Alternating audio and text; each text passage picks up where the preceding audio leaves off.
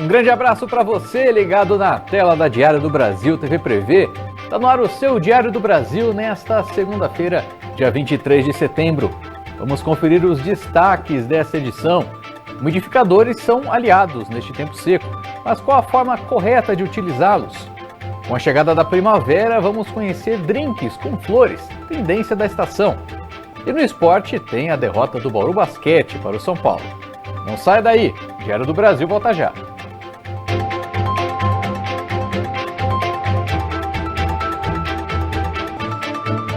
Meio-dia e 3 minutos, a gente começa o diário de hoje com um acidente que ocorreu na manhã de hoje na Avenida Comendador José da Silva Marta, em Bauru, envolvendo um automóvel em fuga policial. De acordo com informações da polícia, o veículo Kia Cerato tinha identificação clonada de outro veículo roubado na cidade de Embu das Artes. Foi utilizado em uma tentativa de assalto em Garça e nesta manhã em um assalto em uma casa próxima à Avenida Nossa Senhora de Fátima, em Bauru.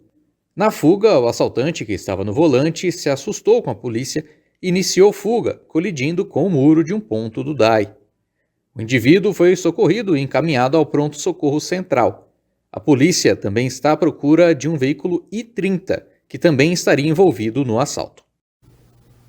Bom, então o motorista teve já sua voz de prisão dada, inclusive já na calçada, ele estava ferido ali antes de ir para o hospital, já foi ali preso, tido preso, e então segue aberta inclusive a ocorrência com essa procura aí pelo veículo I-30 preto, que está também fugindo da polícia.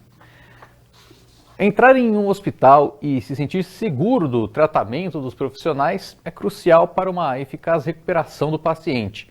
Por isso, a Unimed Bauru promoveu o 3º Simpósio de Segurança do Paciente. Confira com Rafaela Monteiro.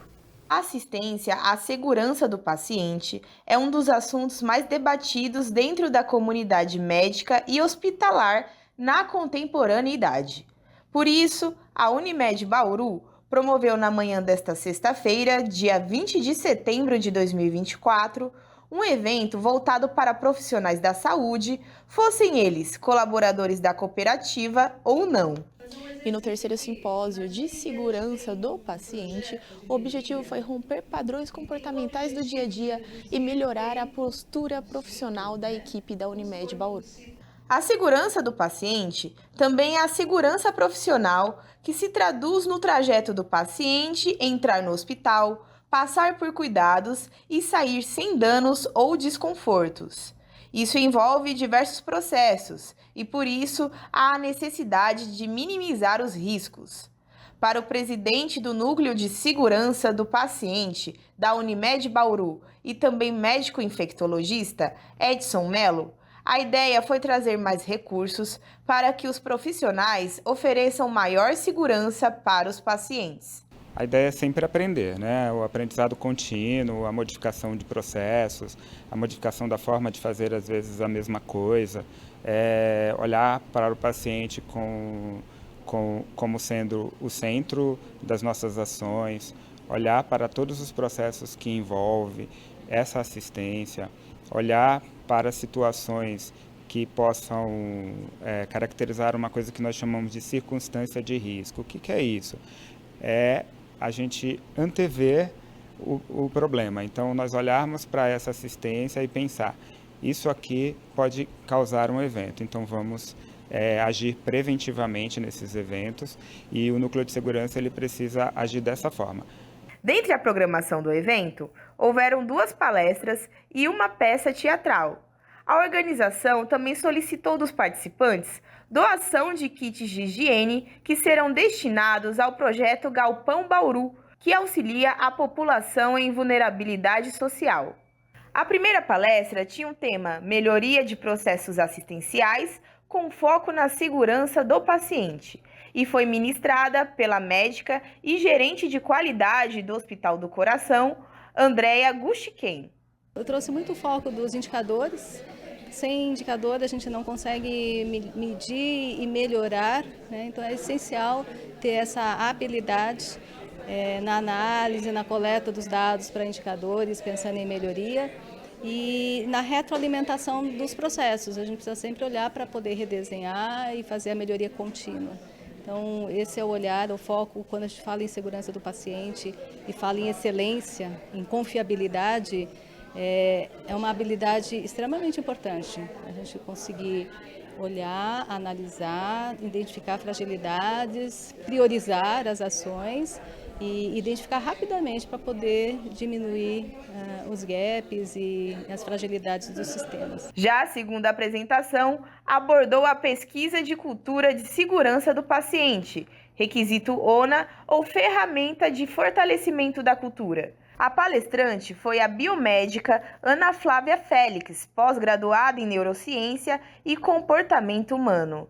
De acordo com a pesquisadora, a cultura de segurança traduz o comportamento dos profissionais dentro dos serviços de saúde e, com esse estudo, há práticas que podem ser implementadas. O papel da liderança em relação ao acolhimento dos funcionários, o incentivo à notificação dos eventos adversos, aquilo que não dá certo no dia a dia da prestação do cuidado, para que eles se sintam confortáveis em discutir os seus problemas, as suas necessidades de treinamento, de melhoria de estrutura, para que a gente possa aprender com aquilo que dá errado e para que a gente comece a fazer certo. A partir desses levantamentos de discussões e implementação de mudanças processuais, os pacientes vão se sentir ainda mais seguros ao entrar e sair do espaço hospitalar.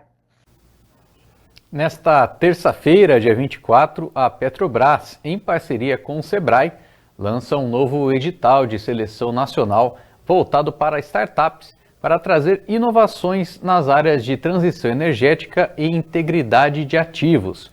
O objetivo do edital é permitir o desenvolvimento tecnológico de modelos de negócio com startups e fomentar a criação de empresas inovadoras nestes setores. Ao todo, são 16 milhões de reais empregados nessa iniciativa, com a distribuição de valores para as empresas selecionadas, variando entre R$1 milhão para projetos de desenvolvimento de softwares e 2 milhões para elaborações de hardwares e outros materiais. As inscrições para o edital vão até dia 23 de outubro. A gente tem vindo de uma queda de umidade do ar provocada por um período de seca. E com os baixos efeitos da baixa umidade, na verdade os efeitos da baixa umidade, as vendas de umidificadores explodiram. Mas qual a forma correta de usar esses equipamentos? Nos últimos dias, o país foi tomado por níveis baixíssimos de umidade relativa do ar. De acordo com o portal Climatempo, a umidade no país chegou a ficar abaixo dos 12%. Esse valor é considerado perigoso, de acordo com a Organização Mundial da Saúde. E com esta baixa umidade, as vendas dos umidificadores e de inaladores registraram uma alta procura em todo o país. Para se ter uma ideia, as grandes redes de farmácias tiveram um aumento de mais de 600% nas vendas desses produtos nos primeiros dias do mês de setembro. Bauru foi uma das cidades que sentiram os efeitos da queda na umidade. Esta farmácia, localizada na região do bairro Jardim Ferraz, estava sem estoque devido à alta procura. Como tem sido a procura por aqui? Como isso afetou aí o ritmo de vendas? Sim, em todos os lugares, de um mês para cá, procura altíssima e chega, já vai saindo e até então, de ontem para cá, nós não estamos tendo nem como comprar no distribuidor. Então, assim, estamos em fila com o distribuidor, eles vão faturando por CNPJ, porque a procura e acabou tudo, tá? Estamos sem, dependendo da chegada para estar oferecendo para o cliente, porque tudo que chegou já foi mesmo. A venda muito alta. E é a primeira vez que vocês têm essa experiência dessa procura? De umidificador, sim. Já sempre essa época do ano, a época de mais seca, tem a venda do umidificador com bastante frequência. Mas essa loucura que se tornou durante esses dias agora, durante essa seca, essa procura, é a primeira vez. Mas será que estas opções são as melhores? De acordo com a doutora Denise, durante o tempo seco, os umidificadores podem ser usados. Ela ainda nos traz dicas de como fazer o uso desses equipamentos com segurança. Se a gente está em dia de realmente... Então, assim, tem dia que, apesar de estar super seco, chove.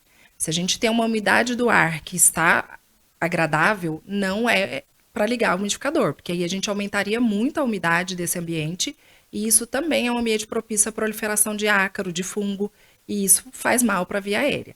Mas estando num dia super seco, igual a maioria dos dias tem sido, o umidificador é bem-vindo. Questões de segurança, higiene correta, né, bem feita e regular. Então não adianta limpar uma vez na semana, né? Então tudo ali fica acúmulo de água. E onde tem água prolifera fungo, um bolor mesmo, né? A gente consegue ver em alguns aparelhos que são transparentes. Então essa limpeza adequada e regular é importante. E eu sempre falo não usar diretamente no rosto do paciente. O umidificador, lembrar, é para o ambiente. Então ele está ali no ambiente, mas não muito próximo do paciente. Já os inaladores, com essa intenção de umidificar a via aérea, ele é um dispositivo feito para aí sim acoplar entre nariz e boca e umidificar diretamente a via aérea com soro fisiológico. Também requer higiene bem feita. E hoje a gente tem até os dispositivos mais modernos, né, de inalador portátil, que é a pilha ou a bateria, não liga na tomada, então o paciente pode ter isso de forma portátil, viagem ou andar pelos cômodos da casa com ele. É uma forma, assim, de umidificar diretamente a via aérea. Mas não é somente o umidificador e o inalador que mostram eficiência durante este período de seca. Outros métodos também trazem o maior bem-estar durante períodos com baixa umidade relativa do ar. É importante a gente saber que não é só, né, a gente fala bastante da via aérea, mas isso que você falou é importante porque a gente tem também ressecamento dos olhos, da pele, né, todas as barreiras, então, de contato com o ambiente externo ficam mais secas nessa época. Então, para a pele, o uso de hidratantes, né, muito bem-vindo, com uma frequência adequada, hidratantes que podem ter, né, recomendação médica mesmo e não cosmético, terapêutico, né, para a pele, para manter a hidratação. Colírios, que também precisam de indicação médica, mas que para aquele paciente que está com a mucosa ocular seca vai ajudar, né, na intenção de lubrificar, de umidificar. E os soros nasais. Então, a higiene com soro nasal ou apenas com a intenção de umidificar essa via aérea é super importante, super bem-vinda. Métodos práticos, né, muitas vezes com um custo muito acessível, fácil para todos fazerem e muito bem-vindo nesse momento. E para o próprio ambiente, existem formas da gente tentar deixar ele mais úmido sem uso de equipamentos também? Para quem não quer adquirir um equipamento, o uso de toalhas molhadas, de bacia com água, é bem-vindo. Ele tem seu papel, a monitorização você não consegue fazer da mesma forma, né? Será que atingiu aquela umidade? Você não vai ter um dado tão fidedigno. Usar por mais tempo, porque o umidificador num quarto, por exemplo, a gente fala para deixar ligado umas 4 horas durante a noite. Já a toalha, a bacia, deve ficar a noite inteira para atingir um nível de umidade maior, mas é uma super ferramenta. E a semana por aqui vai ser de Bauru 40 graus, viu? De acordo com o IPMET Unesp, a previsão entre amanhã, terça-feira e quinta, né, de uma temperatura máxima diária entre 40 e 41 graus, com a umidade relativa do ar abaixo dos 15%. E o cenário deve permanecer assim ao longo de toda a semana, ainda com as temperaturas mais amenas, digamos assim, né, a partir da sexta-feira. Mas o calorão vai seguir, né, a previsão ali nas casas dos 34, 35 graus. Portanto, fica sempre, né, a recomendação para evitar sair de casa, ainda mais nos horários de pico aí do calor, né, entre o meio-dia e as 3 da tarde, evitar o sol e, claro, consumir muita água, né, isso é fundamental, seja quando não está quente, não está seco, já é necessário, imagina agora. E também vamos conferir agora como fica o tempo em Bauru e região neste começo de semana. Devido à atuação de uma massa de ar seco, as condições de estabilidade permanecem em Bauru e nas cidades da região nesta segunda-feira. O céu tem predomínio de poucas nuvens e névoa seca, e não há previsão de chuva. Os ventos vão de fracos a moderados e a umidade relativa do ar varia de 10% a 20%. Devido aos baixíssimos índices de umidade, é recomendado se atentar à hidratação do nariz e dos olhos e consumir mais água. Já as temperaturas seguem elevadas. Em Bauru, a mínima atingiu 21 graus e a máxima prevista é 38 graus. Segundo a meteorologia do IPMET Unesp, As demais cidades da região do Centro Paulista também seguem o padrão de variação de temperatura e umidade, com um céu ensolarado, com névoa seca e sem previsão de chuva. Rápida parada no diário e na volta tem os drinks com flores aí da primavera. E a derrota do Bauru Basquete para o time do São Paulo aqui na panela. Agora 12h e 17 minutos. Não sai daí, o diário volta já.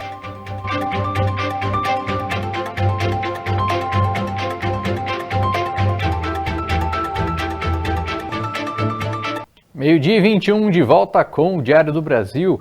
E o mês de setembro é marcado pela campanha Setembro Dourado, que busca conscientizar a sociedade sobre o câncer infanto-juvenil.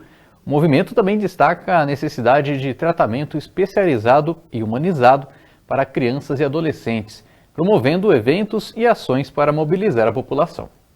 Setembro Dourado é um mês voltado para a campanha de conscientização para o diagnóstico precoce do câncer infanto-juvenil. Vamos conversar com a médica oncologista para que ela traga as informações. Então, na verdade, acho que a primeira coisa que é muito importante é que o câncer pediátrico ele é raro, tá? Ele só corresponde a mais ou menos uns 3% dos tumores totais, né, dos adultos, mas ele é uma doença que a mortalidade é muito alta ainda, tá? Os primeiros sinais e sintomas, eles são muito semelhantes às doenças mais comuns da infância, né? Então, tem alguns alertas que a gente dá. Por exemplo, dor de cabeça persistente que não melhora, principalmente se for associada a náuseas e vômitos. A gente tem que pensar em tumor de cérebro. No caso das leucemias, que são as doenças mais comuns, os tumores mais comuns, febre prolongada que passe pelo menos mais do que uma semana, perda de peso, transpiração excessiva, principalmente à noite, aparecimento de nódulos aumentados no corpo, gânglios no caso, né? Dor abdominal que não tem uma causa muito determinada e que fique persistente, dor nos ossos com aumento, por exemplo, de alguma região, aumento do joelho, aumento da perna, do cotovelo, enfim, coisas que saiam um pouco fora do habitual das doenças comuns também, tá? E como o diagnóstico precoce ele pode influenciar nas chances de cura do câncer infanto-juvenil? Como a gente está falando de doenças que têm, na verdade, uma causa que é muito mais genética e não uma influência grande do ambiente, como é no caso dos adultos, a gente nunca fala em prevenção em tumor pediátrico, porque a gente não tem como prevenir, mas a gente fala muito em diagnóstico precoce. E o diagnóstico precoce ele é fundamental para que a gente consiga manter as taxas de cura, que hoje em dia são em torno de 80%, 85%, a depender de cada tumor, né? E quais são os tratamentos mais eficazes e como eles variam de acordo com o tipo de câncer? Se a gente for pensar na leucemia, que é o câncer mais comum, 30% dos tumores pediátricos são leucemias agudas, né? O tratamento é basicamente quimioterapia, tá? Então, são medicamentos que a gente faz na veia que vão e matam a célula tumoral. Esses tratamentos são variáveis, né? Às vezes são 6 meses, no caso das leucemias 2 anos, né? A gente também pode usar radioterapia para alguns tumores específicos e para os tumores sólidos, né? Em geral tem cirurgia em alguma fase do tratamento. Doutora, pensando e falando da parte emocional, como ajudar a criança, inclusive a própria família também, a manter o equilíbrio para contribuir aí diante dos tratamentos? Basicamente, o tratamento das crianças com câncer ele é multiprofissional. Então, além do oncologista pediátrico, a gente sempre tem que estar com a equipe completa. Então, com psicólogo, com fisioterapeuta, com nutricionista, terapeuta ocupacional, inclusive com professor, tá? Então, a gente tem que manter essas crianças de alguma maneira inseridos no ambiente escolar, né? Mesmo quando eles estão dentro do ambiente hospitalar. E o trabalho da psicologia é fundamental, né? Eu diria para vocês que os grandes problemas a gente tem muito mais relacionados aos estresses da família, que tem noção da gravidade dessas doenças, do que com a própria criança, porque a criança ela tem uma capacidade de resiliência maior e eles acabam se habituando à rotina do tratamento, né? Mas o estresse maior fica com as famílias, pensando na questão do prognóstico, das complicações, enfim. Pensando em relação à campanha Setembro Dourado, contribui também para fazer esse diagnóstico, até mesmo essa conscientização precoce aí das crianças? Sim, é sempre muito importante esse tipo de campanha no sentido de orientar a população geral em relação aos sinais e sintomas. Eu sempre gosto de salientar que na presença desses sinais e sintomas vá ao pediatra, que é o especialista, ou ao clínico geral, que é o especialista que vai avaliar, o médico que vai avaliar se tem alguma indicação de ir ou não para o oncologista, vai fazer os exames básicos, né? Então eu entendo que isso é muito importante. Não é para ser um sinal de estresse para essas famílias, para a gente, qualquer mínima febre, entender que está falando de câncer, porque, como eu já disse, esses tumores são raros, né? Mas é sempre importante a informação. E, doutora, existem avanços recentes na medicina oncológica que têm aumentado as taxas de cura ou melhorado a qualidade de vida das crianças em seu tratamento? Sim, certamente os tratamentos melhoraram, as condições para o tratamento também melhoraram. Em oncologia pediátrica existem novas medicações, sim, que a gente está incorporando aí ao longo dos anos, mas o que mais faz diferença é você tratar em centros que tenham uma infraestrutura adequada para esse tipo de tratamento, porque o grande problema dessas doenças está relacionado à toxicidade do tratamento e a gente tem que cuidar adequadamente dessas crianças. Na verdade, existe muito avanço hoje, principalmente na oncologia de adulto, em relação à imunoterapia, e a gente também tem conseguido algumas coisas em relação à imunoterapia, por exemplo, transplante de medula óssea, um tipo de tratamento novo que chama CAR-T-cell, que é como se fosse uma terapia gênica, que tem sido incorporados a esses tratamentos das crianças, inclusive no SUS. Doutora, quais são as ações, tanto para a prevenção, né, quanto para o tratamento, então, referente ao câncer infanto-juvenil?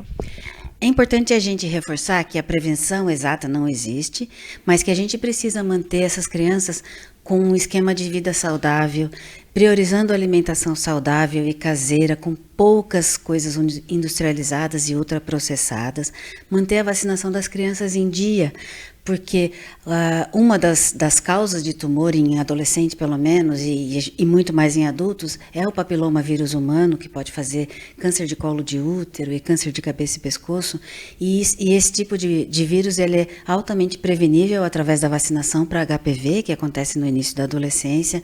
Importante que os pais não fumem e não bebam, para que isso não seja um hábito que a criança entenda como parte da vida já desde pequenininha, que comece precocemente na adolescência. Reforçar a questão dos cigarros eletrônicos, que têm sido cada vez introduzidos mais precocemente para essas crianças. Então, esses são todos fatores que, se a criança tiver alguma predisposição genética que a gente não saiba, certamente vão facilitar o aparecimento dos tumores. A primavera se inicia no próximo domingo, que se iniciou, no caso, no dia 22 de setembro, e essa estação, tradicionalmente associada às flores, despertou a vontade de acrescentá-las em drinks. Confira o resultado dessa mistura com Rafaela Monteiro. A primavera chegou e com ela as flores e, claro, também as comestíveis. E por que não adicionar essas flores a drinks? Vamos ver o que isso dá?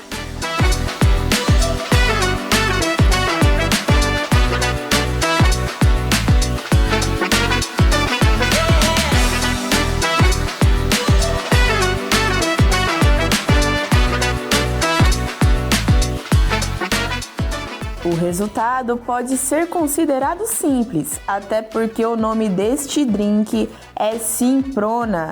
Nele contém flor comestível, limão cravo, rapadura, açúcar, gelo e mais um ingrediente especial que o seu criador, o chefe Moa, preferiu manter em segredo.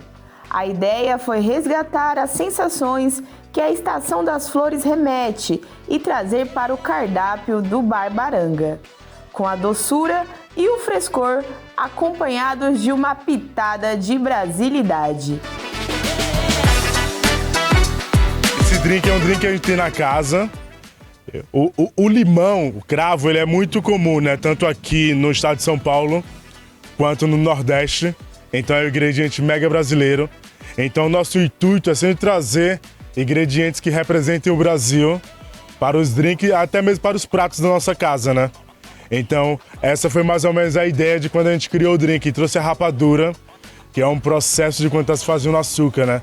Então, que dá aquele sabor mega especial no final do nosso drink.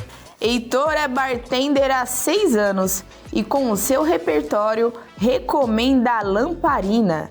Assim como o equipamento, a ideia deste drink é provocar um pouco de calor nessa estação que transita entre o inverno e o verão. Lamparina, que ela é com carambola, manjericão e um limão também para dar uma realçada no cítrico da carambola, porque a carambola ela é bem frutada, né? Ela também é aromática, então mistura com o manjericão dá uma mistura ótima, uma composição. E assim, a lamparina também traz a refrescância provocada pelo aumento das chuvas durante essa estação e os aromas agradáveis pela presença das flores. Bom, aproveitar o tema da primavera, a gente colocou o amor perfeito para fazer a harmonização do drink, né? E ela também é comestível, então não é só para harmonizar, esteticamente ela também é comestível. Para quem quiser se refrescar, ou melhor, florescer por meio de drinks, o Chef Moa reforça a sua recomendação, ou melhor, criação. Agora com essa primavera linda que está entrando, o drink que eu recomendo é essa caipirinha nossa, que é a Simprona, que é feita com limão cravo, que é um limão assim maravilhoso, a cara do Brasil. E para finalizar, a gente coloca um pouco de rapadura por cima e uma flor. Olha que linda como ficou. Essa é a minha recomendação, então venham experimentar, meus amores.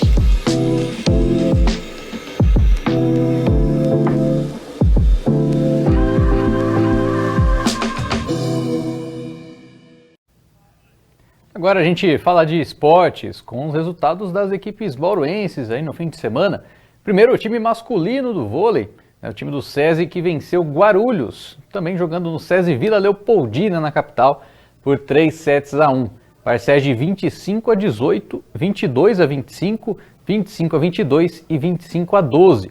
Conquistando aí 3 pontos, mas seguindo na terceira colocação do Campeonato Paulista. Isso porque o time de Campinas tinha um jogo a menos, conseguiu vitórias e assumiu a liderança provisória com o Suzano em segundo. Agora falta apenas a última rodada da primeira fase e o SESI tem pela frente o Super Vôlei Santo André, lanterna da competição, nesta quinta-feira às 8 da noite no ABC Paulista. Já o time feminino de vôlei do SESI confirmou o seu favoritismo diante do vôlei Louveira, com uma vitória dominante por 3-0, parciais de 25-16, 25-13 e 25-18, resultado que garantiu a equipe na liderança invicta no término da primeira fase do Paulista. E no chaveamento, o adversário bauruense nas semifinais é o Pinheiros, equipe que teve a 4ª melhor campanha. As partidas acontecem nos dias 27, essa sexta-feira, às 6h30 da tarde na quadra do Pinheiros, e no dia 3 de outubro, uma quinta-feira, às 9 da noite, em Bauru. Assim como nas outras edições, em caso de uma vitória para cada equipe, a definição de quem avança no Campeonato Paulista será no Golden Set, disputado logo após a segunda partida. Já o Bauru Basquete foi derrotado pelo São Paulo no jogo 1 das quartas de final do Campeonato Paulista. Ao contrário do primeiro confronto entre Bauru e São Paulo, realizado na primeira fase do Campeonato Paulista, a primeira partida da série quartas de final teve uma disputa aberta. Nos 3 minutos iniciais, o Dragão foi forte, abrindo o placar em 8-0. Mesmo depois do tricolor fazer os primeiros pontos, Bauru seguiu bem, com bola de 3 de Alex e passe do Brabo para Andrezão manter a diferença acima dos 10 pontos. Mas com um bom volume interno, que garantiu cesta seguida de falta em 3 ocasiões, o São Paulo conseguiu a remontada. Assim, chegou ao término do primeiro período apenas 1 ponto atrás, em 21-20. A partir daí, o jogo foi marcado por uma sucessão de lideranças no placar. Bauru teve Alex, Andrezão e Bright aparecendo, mas o São Paulo teve uma dupla decisiva. Vitor Faverani fez 9 pontos, enquanto Malcolm Miller anotou 7, garantindo um volume ligeiramente superior para os visitantes, que foram para os vestiários vencendo por 1 ponto, 42-41. O cenário da partida ficou mais complicado para Bauru no segundo tempo, a partir do desfalque de Alex. Com um desconforto na coxa esquerda, ele não voltou para a quadra E o Dragão, que já não contava com os alas pivôs Gemerson e Maciel, viu sua rotação ainda mais limitada e sem sua liderança em quadra. Ainda assim, o terceiro período manteve o equilíbrio dos anteriores. Com Wesley Mogi chamando o jogo, Bauru chegou a fazer 49-44. Mas aos poucos o São Paulo foi crescendo. Com os experientes Bennett, André Góes, Tairone e Ricardo Fischer, o time do técnico Guerrinha abriu vantagem. Só que antes do período terminar, Bright e Mogi voltaram a aparecer e recolocaram o jogo a uma posse, terminando a parcial em 63-61. O equilíbrio seguiu para o quarto período. Bauru chegou ao empate em 70 pontos, encravada de Lucas Brandão, com pouco mais de 6 minutos a se disputar, mas foi praticamente o último suspiro de um jogo bem disputado. O cansaço bateu, a limitação da rotação falou mais alto.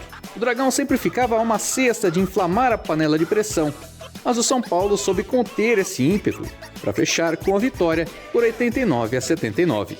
Com a derrota, Bauru sai atrás na série quartas de final e não tem tempo para lamentar. Nesta segunda-feira, precisa vencer para seguir na disputa. Agora, o duelo contra o São Paulo é no Morumbis, a partir das 8 horas da noite.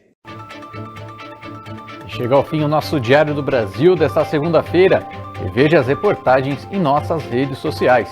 Na edição da noite, Camila Fernandes traz mais informações para você. Obrigado pela sua companhia, tenha um ótimo dia e até amanhã.